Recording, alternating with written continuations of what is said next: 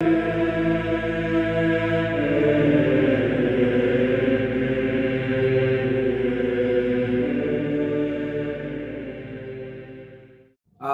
Yesu asifiwe. Ninakusalimu kwa jina la Yesu Kristo wa Nazareti. Mungu ni mwema, Mungu ni mwaminifu, ameendelea kutupa neema na kibali cha kuendelea kuwepo katika siku ya leo. Namshukuru sana Mungu kwa ajili ya neema hii na kwa ajili ya kibali hiki ambacho ametupatia ama amenipatia cha kuwepo katika siku ya leo. Kama kawaida, kwa majina yangu ninaitwa Mchungaji Jackson Komando. Leo kuna kitu ambacho nataka tuje tuangalie kuhusu nini? Kuhusu vipindi vitatu vya uasi mbinguni, vipindi vitatu vya uasi mbinguni, kwamba uendelee kujifunza, usiwe mwana wa Mungu usiwe mwana wa Mungu alafu habari za mbinguni utaki hata kuzisikia. Kwa hiyo kama bado haujasubscribe, tafadhali na kuomba usubscribe. Twende kwenye somo hili.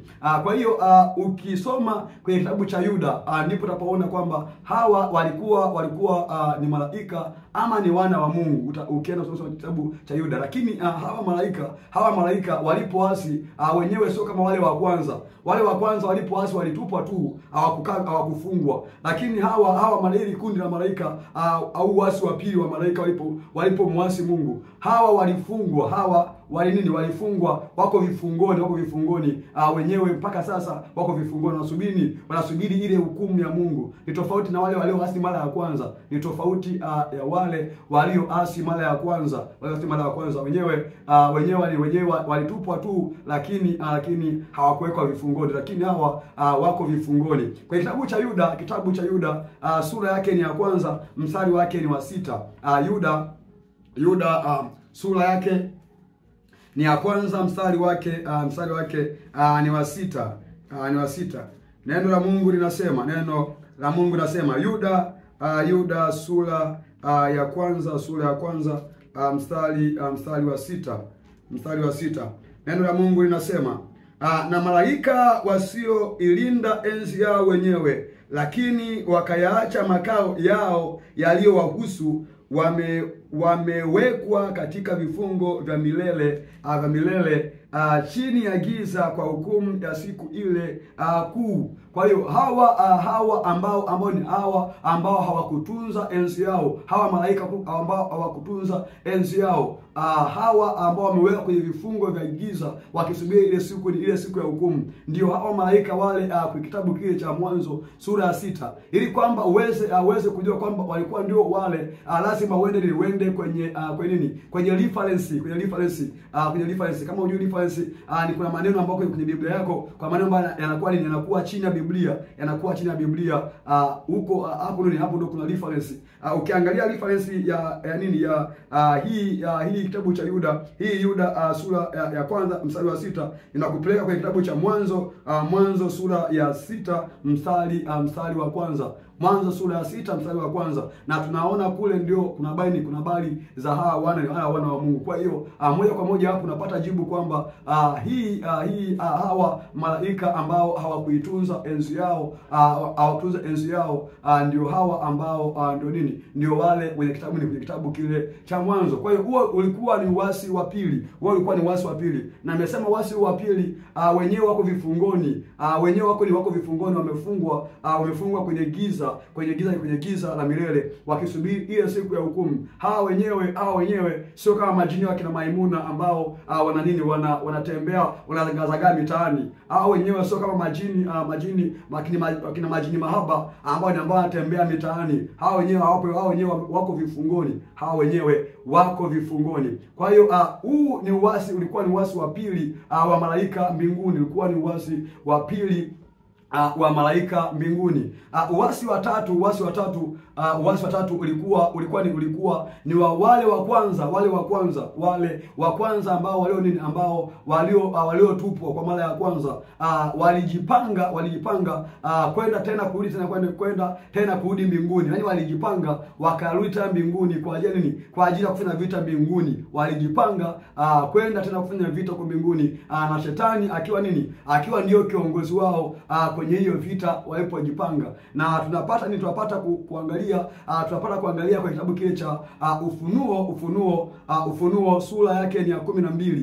Ufunuo sura yake ni ya 12, tukianza na mstari ule wa 7, mstari ule wa 7. Ufunuo 12, Ufunuo 12, Ufunuo 12:7. Ufunuo 12:7.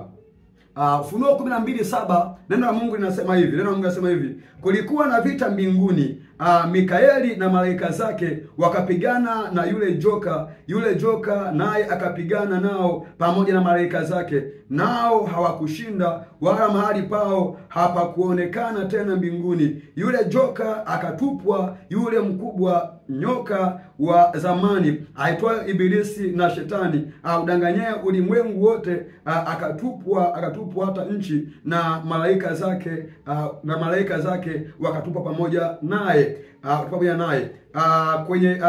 Nikiruka sasa hapo kwenye nini? Kwenye mstari wa 12. Nilikuwa kwenye mstari wa 12 nasema hivi. 12 nasema hivi: kwa hiyo shangilieni enyi mbingu, shangilieni enyi mbingu, nanyi mkao humo. Ole wa nchi na bahari, kwa maana yule Ibilisi ameshuka kwenu, mwenye ghadhabu nyingi, akijua ya kuwa ana wakati mchache tu. Kwa hiyo hapa ndio tunaona, hapa ndipo tunaona kwamba Shetani walipojipanga kwamba kutokea vita mbinguni, huu uasi ulikuwa ni uasi wa tatu, baada ya kujipanga huko walikokuwa kuzimu, wakapanda mbinguni kwa ajili ya kupigana. Na unajueje kama ulikuwa ndio uasi wa pili? Kwa sababu ukiangalia hapa malaika wanavyosema ole wa nchi na bahari, na wale wakao ndani yake,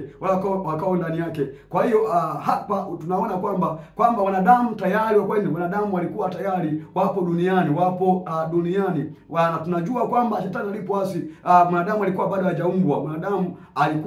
hajaumbwa, Shetani alipoasi. Lakini kwa hii ya pili tunaona kwamba ole inatolewa kwa bahari na nchi, na wale ambao wanaokaa ndani yake, kwa sababu yule mshtaki ametupwa, na ana hasira kali, na anajua ana wakati mchache.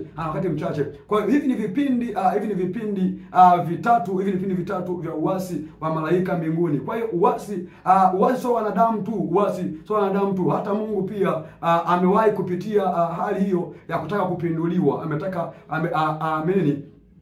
Alipitia hali hiyo ya kutaka kupinduliwa, lakini Mungu yeye hakupigana. Hakuna vita yote Mungu ambaye aliopigana ni malaika Mikaeli, yeye ndiye aliopigana. Mungu hakupigana vita, bali ni Mikaeli, malaika wake mkuu, ndio aliyepigana kwenye vita hiyo. Kwa hiyo huo ni uasi ambao ulitokea mbinguni, kwa mara ngapi?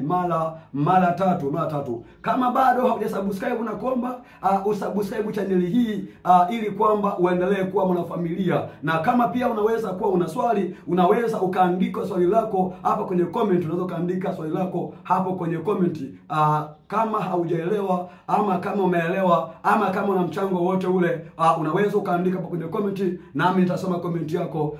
Kwa neema ya Mungu nitakujibu. Kwa neema ya Mungu nitakujibu. Ndio maana nakwambia, kama bado hujasubscribe, usubscribe ili kwamba tuendelee kuwa wengi. Na pia kama unaweza kushare, unaweza ukashare video hii ili kwamba iweze kuwafikia watu wengi. Najua kuna vitu vingi ambavyo vinaendelea katika ulimwengu huu, na sisi tumeamua kukaa na kusoma neno la Mungu na kumwomba Mungu ili kwamba Mungu atusaidie kupitia sisi. Hapo Mungu ametuita kwa ajili ya utumishi huu, kupitia sisi watu wengine wapate habari zake. Maana tunajua watu wengi sasa wako mitandaoni, na sisi pia tunaweka nguvu huko mitandaoni kwa ajili ya wana wa Mungu ambao wako huko mitandaoni, ili kwamba waweze kupata habari kama hizi. Kwa hiyo mwana wa Mungu ambaye unapenda kukua kiroho, hii channel ni nzuri kwa ajili yako. Hivyo subscribe ili kwamba uendelee kuwa mwanafamilia, uendelee kwa mafamilia. Pia unaweza ukashare pia kama umependa video hii unaweza ukalike, ukalike video hii na Mungu atakubariki sana, na Mungu atakubariki sana. Basi kwa leo nitaishia hapo. Siku nyingine tena Mungu kibali, kama kawaida nitakuja kuleta kile ambacho Mungu amekiweka ndani yangu, na nitakisema bila kumumunya maneno. Tasema bila kumumunya maneno kwa sababu imetupasa kuifanya kazi ya Bwana maadamu ni mchana, maana usiku unakuja ambapo hatutoweza kuifanya kazi hii, kuifanya kazi hii. Basi Mungu akubariki sana na kutakia amani ya Bwana. Shalom, shalom, shalom, shalom, shalom.